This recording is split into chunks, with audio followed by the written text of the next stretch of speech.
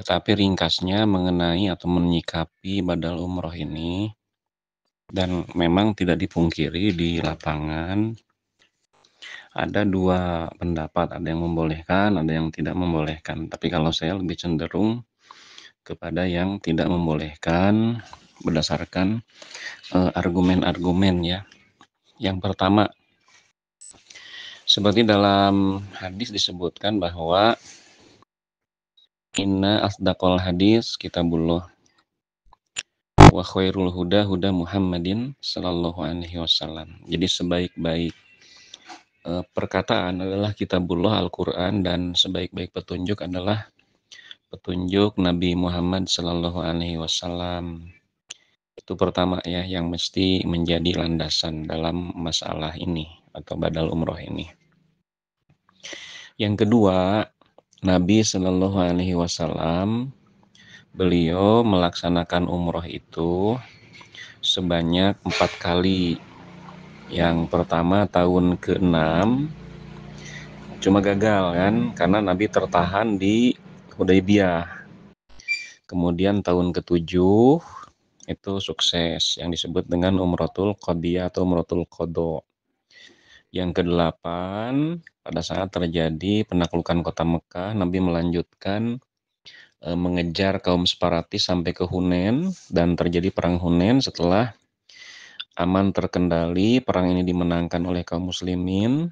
Nah, kemudian setelah pembagian ghanimah, Nabi berangkat umroh tahun ke-8 itu. Dan umroh yang keempat itu terjadi tahun ke-10, dan umroh keempat ini merupakan paket dengan ibadah hajinya. Nah, dari fakta ini artinya bahwa Nabi melaksanakan ibadah umroh itu sebanyak 4 kali, tahun ke-6, ke-7, ke-8, dan tahun ke-10. Atau dengan kata lain bahwa Nabi itu dalam satu kali keberangkatan, beliau hanya melaksanakan umroh itu sekali.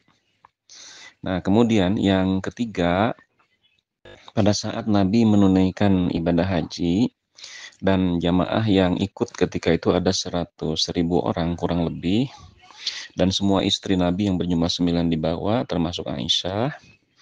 Kan kita baca dalam hadis ya bahwa Aisyah itu tanggal 4 bulan Dzulhijjah, ketika baru tiba di gerbang kota Mekah yang disebut dengan Syarifah, Aisyah itu haid dan terus-terusan nangis gitu ya.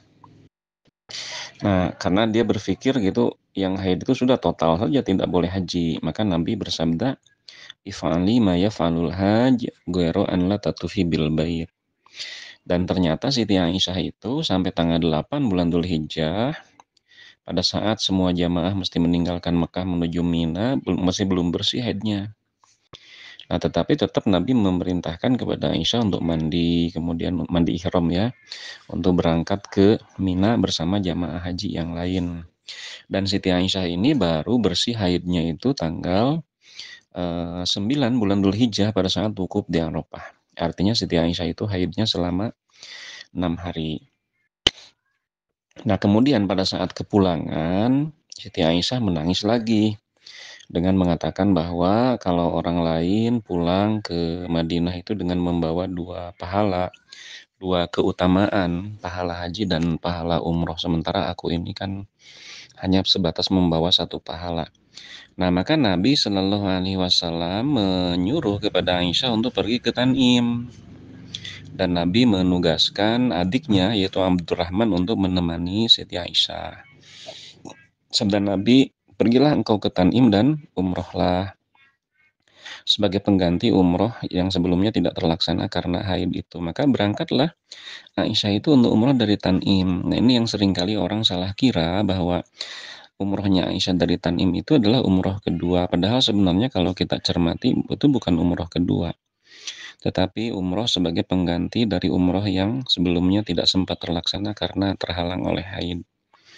Nah, bahkan apabila kita telusuri lebih lanjut, dari 100.000 sahabat itu, tidak ada satupun umroh yang kedua, ketiga. Nah, sementara Aisyah, ya seperti tadi kan itu bukan umroh kedua. Bahkan Abdurrahman sendiri yang menemani Aisyah ke Tanim itu, Abdurrahman tidak mengambil mikot. Nah, padahal kalau kita cermati, sahabat itu semangat ibadahnya begitu luar biasa.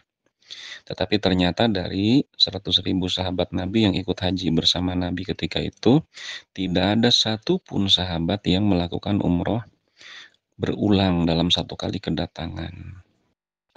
Nah, oleh karenanya dari fakta-fakta seperti ini, maka tidak ada dan tidak dicontohkan mengenai badal umroh itu. Kemudian tambahan ya, sama dengan jawaban di atas, bahwa umroh itu termasuk ibadah badaniyah, tidak bisa diwakil-wakilkan, apakah secara total atau secara parsial. Misalkan ya, kita umroh dengan ibu kita atau Ustadz Deden lah sebagai pembimbing, kemudian ada jamaah yang sepuh, kemudian thawaf jalan kaki. Ternyata pada putaran keempat tidak kuat. Kan tidak bisa Ustadz Deden sebagai pembimbing bilang, "Biar Bu, yang 3 saya lanjutkan," gitu ya, untuk mewakili Ibu. Kan tidak bisa seperti itu, kalau tidak kuat ya diusahakan menggunakan kursi roda atau, motor elektrik atau pakai mobil golf itu. Nah, ya kenapa demikian? Karena umroh itu ibadah badaniyah.